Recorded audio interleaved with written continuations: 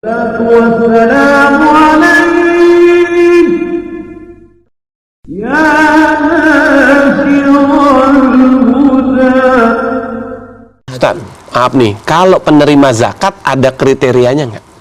Mustahik itu ada kriterianya, Ustaz? Yang pertama, innamas shadaqatu lil fuqara, fakir. Enggak ada income sama sekali.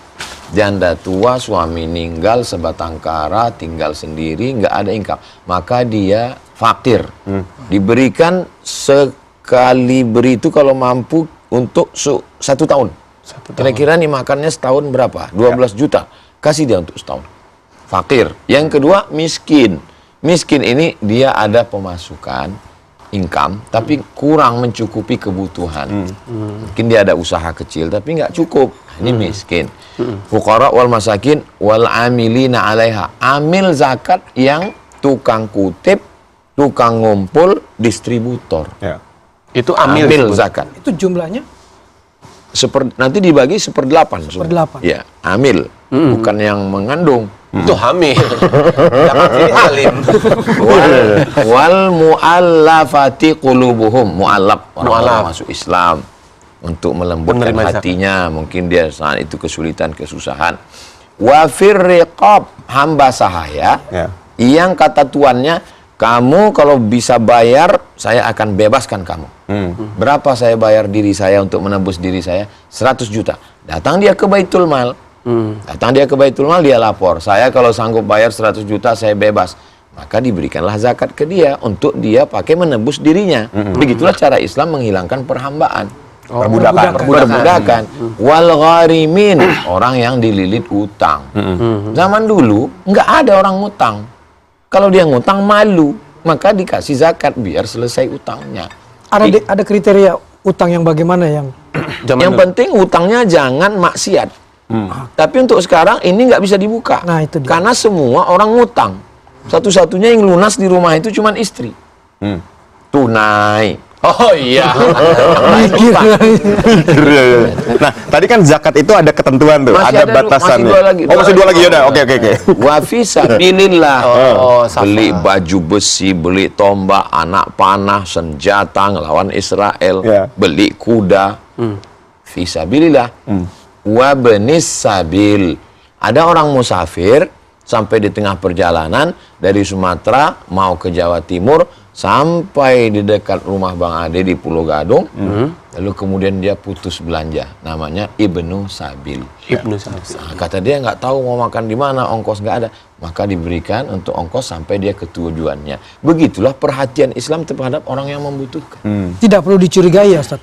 Zaman dulu ya orang masih tulus, sekarang begitu kita beri dia di sini, dia naik taksi ke sana, habis itu dia ngaku lagi putus belanja di sana, habis itu dia ke sini lagi, habis itu dia ke sana lagi, habis itu dia ke sini lagi sampai takbiran.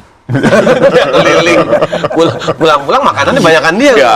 Makanya untuk menutup pintu kejahatan ini, sebaiknya di antara 8 ini yang dibuka 4 aja. Innamas shadaqatu lil fuqara, fakir, wal masakin, wal amilina alaiha, amil. Mu'allab, lihat dulu. Karena banyak mu'allab yang udah bertahun-tahun muslim tetap memperbaharui sertifikat. Mu'allab. Jadi iya, jadi dia tetap diberi tapi masuknya ke fakir atau miskin. Bukan karena mu'allabnya. Lalu kemudian wafir riqab, nggak ada lagi hamba sahaya. Wal gharim, orang dililit utang, jangan buka. Wa fi sabilillah, bisa. Musafir. Sabilillah, Ibnu Sabil, musafir, nanti membuka pintu kejahatan. Jadi hanya 4 saja. Fi sabilillah. Fakir, miskin, amil, fi sabilillah. Fi sabilillah, kalau kita kirim sekarang ke Palestina, langsung badan amil zakat kita dituduh support teroris. Jadi fi sabilillah itu kalau untuk konteks kekinian selain nolong Palestina apa? Ini ada masjid, ini ada kampung. Dari masjid ke kampung ada sungai. Lalu kemudian datang banjir bandang, jembatannya roboh. Maka membangun jembatan ke masjid ini pun masuk dalam fisabilillah, kata Imam Fakhruddin Ar-Razi dari kalangan mazhab Syafi'i. Kenapa membangun jembatan ke masjid masuk fisabilillah? Karena menolong agama Allah. Itulah dalil kenapa mahasiswa Waktu kami dulu di Mesir, mahasiswa Malaysia itu dapat zakat dari negaranya. Kenapa? Karena mereka akan pulang menjadi penolong agama Allah. Menjadi guru agama. Masya Allah. Siapa yang memutuskan itu, Ustaz? Ini masuk garis fisabilillah. Semua jalan yang menolong agama Allah, Ya. maka dia fisabilillah. Siapa yang akan mengeluarkan fatwanya? Komisi Fatwa Majelis Ulama Indonesia. Segala permasalahan di negeri ini yang kita ragu hukumnya, tanyakan pada ulama yang legitimate dalam masalah ini, Majelis Fatwa, Komisi Fatwa di dalam Majelis Ulama Indonesia. Kenapa majelis? Nahdlatul Ulama, Muhammadiyah, Persis, Persatuan Tarbiyah Islamiyah, Matla'ul Anwar, Al-Jamiyatul Wasliyah, semua ormas mengirimkan perwakilannya ke dalam sebuah majelis, namanya Majelis Ulama Indonesia. Ya. Ustaz, ini kan jenis-jenis zakat pun macam-macam. Ada zakat penghasilan, zakat fitrah. Itu waktunya kapan aja mengeluarkannya, Ustaz? Zakat fitrah ada namanya waktu wajib, ada namanya waktu boleh. Jadi kalau ada yang sudah boleh membayar zakat fitrah dari mulai tanggal 23 Ramadan, sepekan menjelang Idul Fitri, itu namanya waktu boleh bayar, tapi belum wajib. Oh. Kapan wajibnya? Yang wajib bayar zakat fitrah itu orang yang hidup sejak malam Idul Fitri, dari mulai tenggelam matahari, Takbiran tuh. malam takbiran maghrib, sampai khotib besok naik mimbar. Waktu Idul Fitri. Jadi kalau maghribnya itu di Sumatera jam 6.30, besok khotib naik mimbar jam 7.30, berarti selama 13 jam. Itulah waktu yang wajib. Siapa yang hidup dalam 13 jam ini, wajib bayar zakat fitrah. Jadi kalau nggak mau bayar zakat fitrah, ninggallah jam 5. Karena udah lewat. Belum masuk. Belum masuk. Nah, jadi siapapun yang lahir, lahir dia. Siapa namanya? Fitri. Karena lahir malam Idul Fitri. Iya. Oh iya. Maka dia wajib. Keluar dari garis itu kelewat ada dendanya. Keluar dari itu kalau dia khotib sudah naik mimbar, ya. dia nggak bayar zakat fitrah. Fa innaha shadaqatun minas shadaqat. Dia keluarkan juga hanya terhitung sebagai sedekah biasa saja, tidak lagi disebut sebagai zakat fitrah. Dosa. Dia berdosa karena sudah melalaikan. Karena wajib sifatnya. Iya. Nah, ada kodonya nggak atau gantinya? Ketika kita kan kalau misalnya sesuatu yang wajib kita tinggalkan suka ada kodonya tuh, kita harus Iya. ganti itu. Nah, kalau zakat fitrah kita kelewat misalnya Dia karena tetap lupa dia, dan seterusnya. tetap dia keluarkan sebagai bentuk pengakuan kesalahan dia, tapi terhitung sebagai Sedekah shadaqatun minas shadaqat. Kalau membayar zakat itu, memberikan zakat itu harus ada akadnya nggak, Ustaz? Ini zakat, ini Saya serahkan zakat fitrah saya tahun ini kepada Bapak tunai. Saya terima. Penyerahan itu dengan akad itu hukumnya sunnah. Ya. Kalau dilaksanakan bagus. Nggak bisa dilaksanakan transfer banking sah. Atau titip sah.